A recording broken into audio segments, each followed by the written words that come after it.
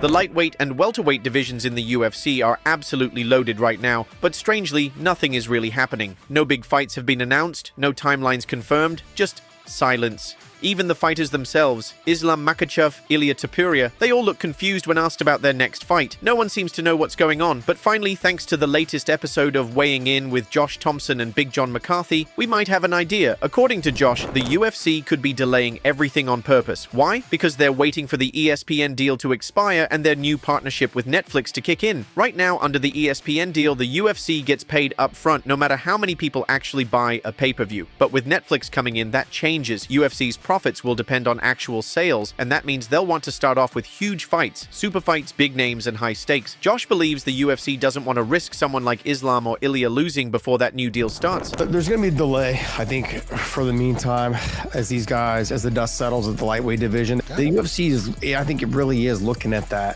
Ilia Topuria and Islam fight if he beats JDM. And they would probably want to do it right, probably one of the first fights going into their new deal, their new TV deal. Sure. That's probably what they're looking for is like, hey, how can we match this to be a super fight? So do they take the chance? Do they take that chance and giving him Arman Sarukian between now and the time that Islam fights? I think that's kind of where we're at right now. The UFC is going, hey, we waited this long for Conor and Chandler. We waited this long for John Jones and Tom Aspinall. Do we wait on this and just say like, hey, let's drag this out until we get to the TV deal? Because if JDM wins, and let's just leave Ilia Topuria on the side and be like, you guys may have to fight each other. I don't know, maybe Gaethje and Arman need to fight. These two are some of the biggest names they're building the brand around. And let's be honest, star power in the UFC has been dropping for years. They can't afford to waste these moments. So yeah, it sucks for fans. But this might not be just a delay. It's a smart, risky business move. The UFC's playing a waiting game, hoping it pays off big. Now here's where things got really wild. Daniel Cormier just fired back at Michael Bisping hard after Bisping suggested that Ilia Topuria might be dodging Arman Sarukian. Bisping compared Topuria's situation to John Jones not wanting to fight Tom Aspinall, basically asking, is Ilia ducking the #1 contender? But DC wasn't having any of it. On his YouTube channel, Cormier responded, and he didn't hold back. He accused Bisping of doing the same thing when he was champion.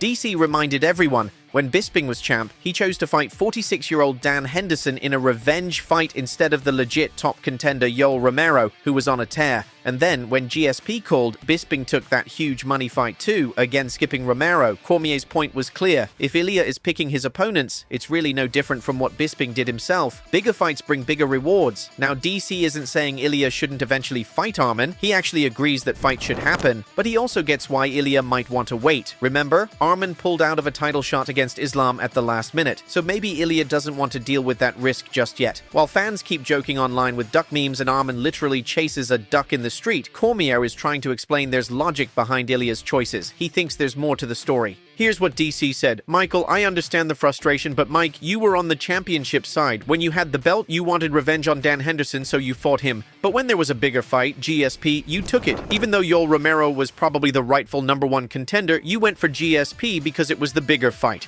So what do you think? Is Ilia avoiding Arman, or is this just how the UFC works? Fighters chasing the biggest paychecks?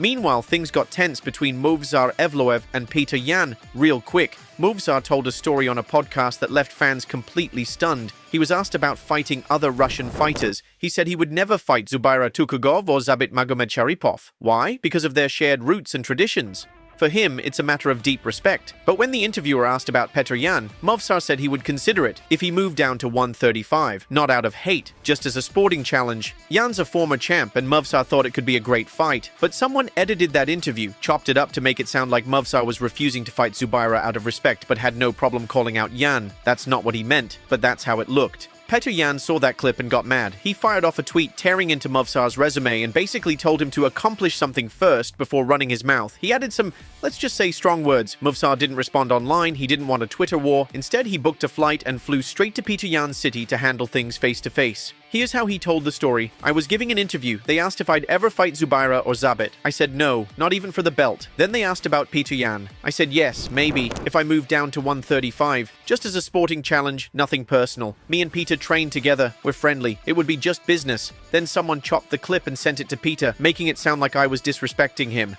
He got emotional and tweeted some things. I didn't want to argue on social media. I was in Moscow. I booked a ticket to see him in person. By the time I arrived, he had already deleted the tweet. When I confronted him, he admitted he hadn't even watched the full interview. He realized he jumped to conclusions. That's how real fighters settle things. Not through drama, not through tweets, just man to man. But while that situation cooled down quickly, things aren't looking so calm for Conor McGregor. In fact, the timing couldn't be worse. Conor just took a major legal hit that could derail everything he's been building toward. The former double champ has officially lost his appeal in a high-profile sexual assault civil case. At first, McGregor claimed he had shocking testimony that would prove he was innocent. His legal team insisted this evidence would flip the case on its head, but that so-called bombshell evidence withdrawn. Now, Conor isn't just facing the original case, he's also being accused of perjury for trying to use that withdrawn testimony in the first place. The Dublin court didn't buy any of it. The judge didn't even hesitate. He said there was no solid reason to overturn the jury's original verdict. So the appeal? Dismissed. Case closed. And McGregor wasn't even in court when the ruling came down. All of this is crashing down right at the exact moment when Conor is trying to come back to the UFC.